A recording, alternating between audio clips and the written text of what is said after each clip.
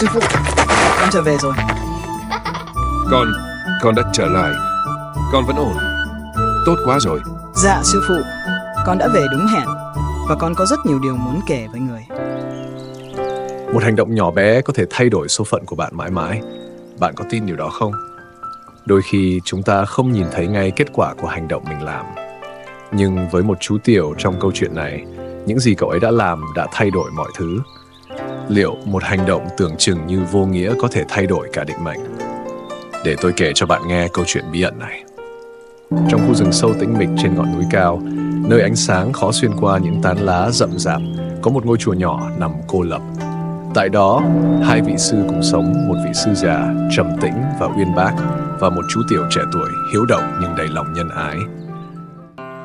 Mỗi buổi sáng, chú Tiểu thường đi hái củi hoặc lấy nước, trong khi vị sư già ngồi thiền giữa gian chính điện. Ông có một khả năng kỳ lạ. Qua những lần nhập định, ông có thể nhìn thấy những điều sẽ xảy ra trong tương lai. Một buổi sáng như thường lệ, vị sư già bước vào thiền định. Nhưng lần này, thay vì sự tĩnh lặng, ông nhìn thấy một hình ảnh u ám. Trước mắt ông hiện lên cảnh tượng tang tóc. Chú Tiểu của ông sẽ lìa đời trong 8 ngày tới. Khi tỉnh lại, ông cảm thấy lòng mình nặng trĩu. Ông bước ra ngoài, nhìn chú Tiểu đang vui vẻ quét sân chùa và thầm nghĩ: Làm sao có thể thay đổi được số mệnh này?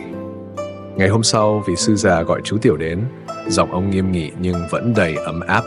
Con à, ta nghĩ đã đến lúc con nên về thăm cha mẹ. Ta cho con 8 ngày nghỉ.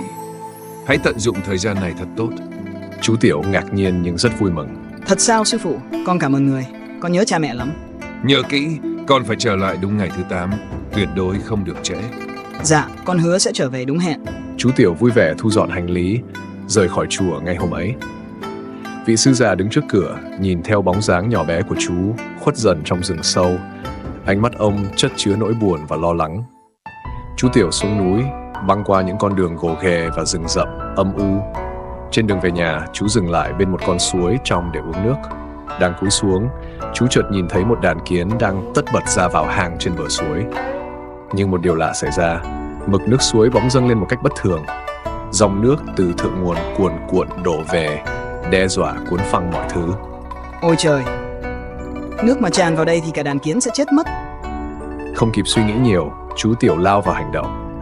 Chú cởi áo, xúc đất từ hai bên suối để đắp thành một bức tường chắn quanh hang kiến.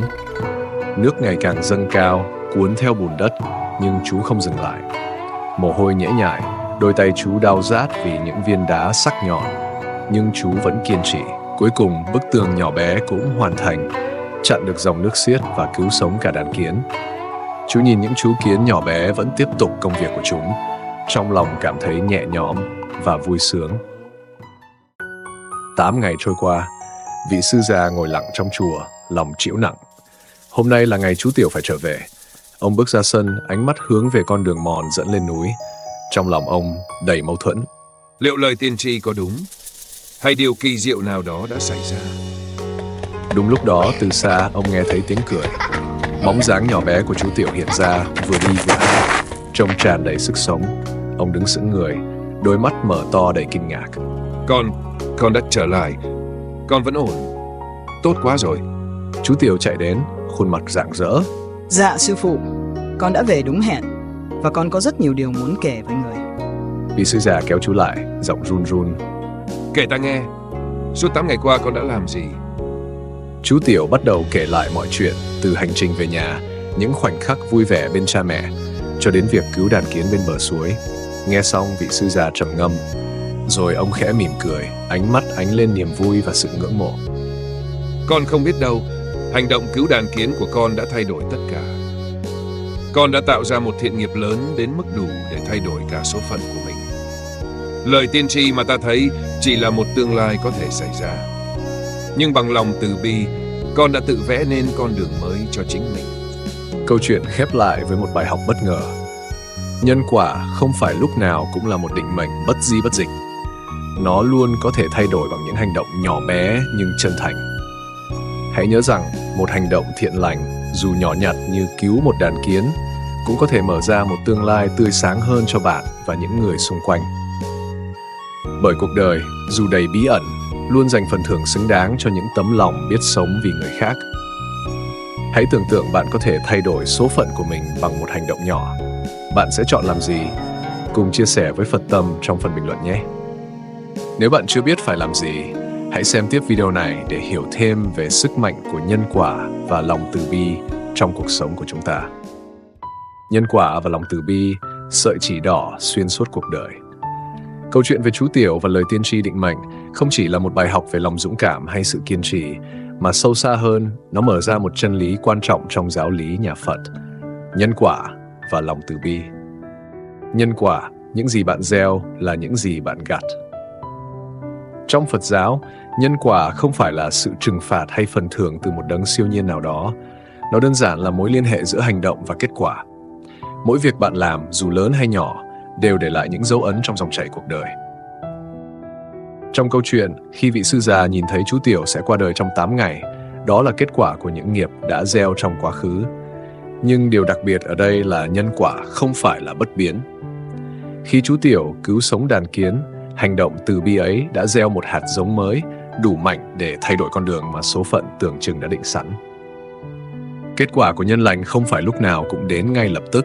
Nó có thể mất một thời gian dài để trổ hoa, nhưng chắc chắn sẽ mang lại trái ngọt. Ngược lại, những hành động bất thiện, dù nhỏ nhặt, cũng sẽ tích tụ và tạo ra quả báo khổ đau. Vì vậy, mỗi ngày, mỗi giây phút, chúng ta đều có cơ hội tạo ra nhân tốt bằng cách hành động từ bi và chính trực. Lòng từ bi, chìa khóa mở ra mọi cánh cửa. Lòng từ bi trong Phật giáo không chỉ là sự thương xót hay cảm thông với người khác. Đó là tình yêu thương vô điều kiện, một mong muốn sâu sắc giúp giảm bớt khổ đau cho tất cả chúng sinh. Trong câu chuyện, lòng từ bi của chú Tiểu không chỉ dành cho con người mà còn mở rộng đến những sinh vật nhỏ bé như đàn kiến. Hành động cứu đàn kiến của chú không phải vì mong được khen ngợi hay đền đáp, mà đơn giản là vì chú không thể thờ ơ trước nỗi đau của chúng. Chính lòng từ bi ấy đã làm thay đổi dòng chảy nghiệp quả. Bằng cách tạo ra một thiện nghiệp mới, chú đã thay đổi cả tương lai của mình, biến điều tưởng như không thể thành có thể. Nhân quả và lòng từ bi trong cuộc sống. Câu chuyện khiến chúng ta tự hỏi, trong cuộc đời mình, ta đã gieo những hạt giống gì? Khi bạn giúp đỡ một người xa lạ, cho họ một bữa ăn hay một lời an ủi, bạn không chỉ thay đổi cuộc sống của họ mà còn tích lũy thiện nghiệp cho chính mình. Khi bạn từ chối gây tổn hại cho bất kỳ sinh vật nào, dù nhỏ bé như một con kiến, bạn đang nuôi dưỡng lòng từ bi và gieo trồng những nhân lành. Ngược lại, nếu chúng ta sống ích kỷ, thờ ơ với nỗi đau của người khác hoặc cố tình gây tổn thương, chúng ta sẽ tạo ra những nhân bất thiện, dẫn đến khổ đau trong tương lai. Hành động từ bi nhỏ bé, ý nghĩa lớn lao. Bạn không cần phải làm những điều to lớn để tạo ra sự thay đổi.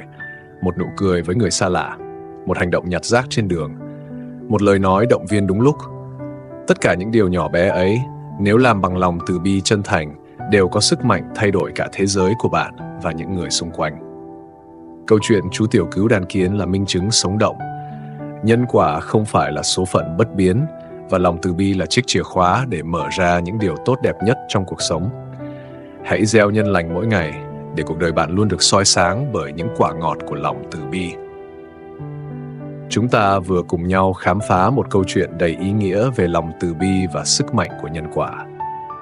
Hy vọng rằng những gì bạn đã thấy và nghe hôm nay sẽ truyền cảm hứng cho bạn, giúp bạn có thêm những suy nghĩ tích cực trong cuộc sống. Nếu bạn cảm thấy câu chuyện này hữu ích và có ý nghĩa, đừng quên nhấn like, chia sẻ video này đến những người bạn yêu thương để cùng lan tỏa sự tốt đẹp. Và nếu bạn chưa theo dõi kênh Phật Tâm, hãy bấm đăng ký để không bỏ lỡ những video ý nghĩa khác về Phật Pháp và những bài học cuộc sống. Chúng ta hãy cùng nhau gieo trồng những nhân lành để cuộc sống luôn ngập tràn hạnh phúc và an lạc. Xin cảm ơn bạn đã dành thời gian theo dõi. Nam Mô A Di Đà Phật.